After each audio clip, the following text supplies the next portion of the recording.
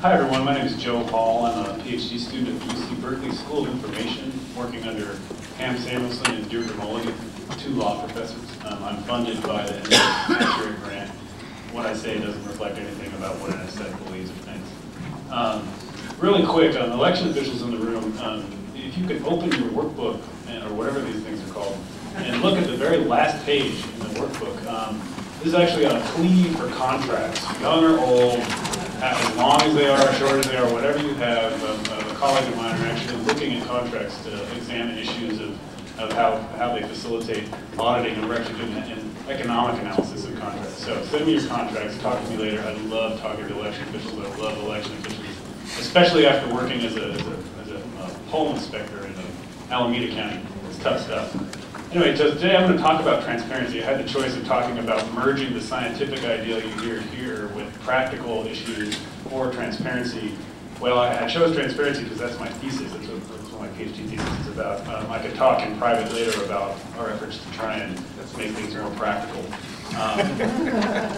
So what does transparency mean? Lily talked a little bit about this, but if I asked everyone in the room to define the word transparency, I would probably get as many answers as there are people in the room. It's a very diffuse concept. It's actually something in social sciences called a construct. It's something that you can't measure directly. You can't measure the transparency of an electoral system. You can't just go out with a ruler and do it. I define it as having three more or less objective components and then one subjective component.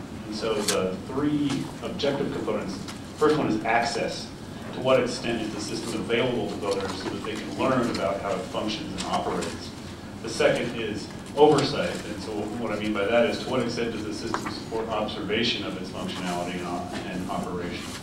The third of the more objective components of transparency is accountability. So to what extent does the system keep evidence necessary to hold it as well as the people and procedures that surround it responsible for error, fraud, things like that.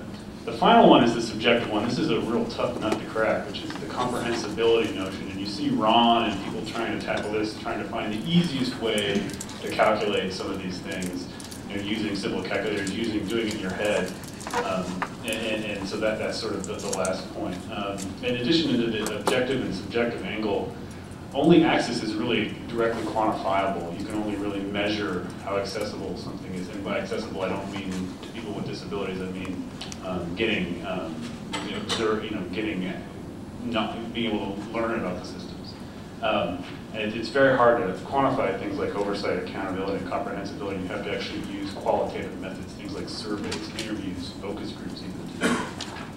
How important is transparency? Well, in terms of most of the focus in elections is on what happens during election day. However, your post-election activities need to be as transparent as practical. Obviously, there's a careful balance there between you can be as transparent as possible, but that may impact how well you are, how well you're able to do your post-election audits.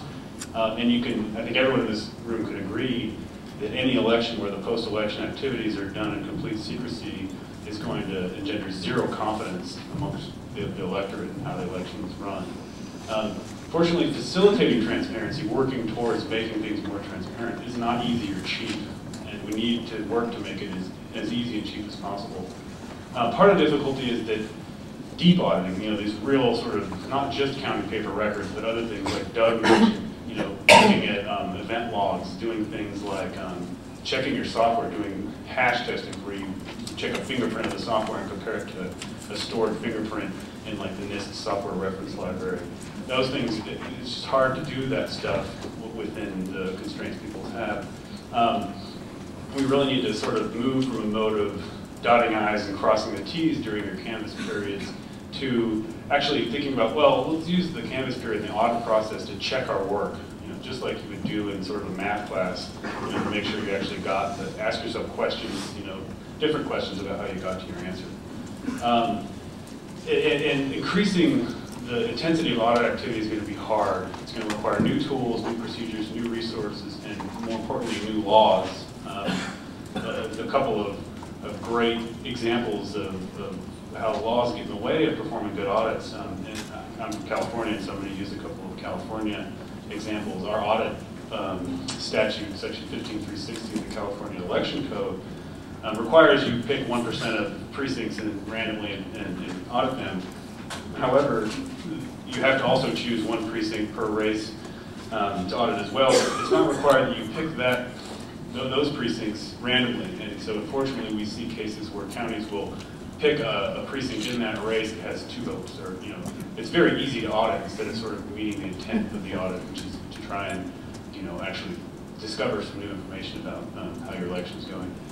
Another problem, at least in California, and I suspect elsewhere, is the length of the canvass period. The more you increase the intensity of your audit activities, the harder it is to plug everything into that period. In California, it's E plus 28. It's 28 days past election day, not business days, election days.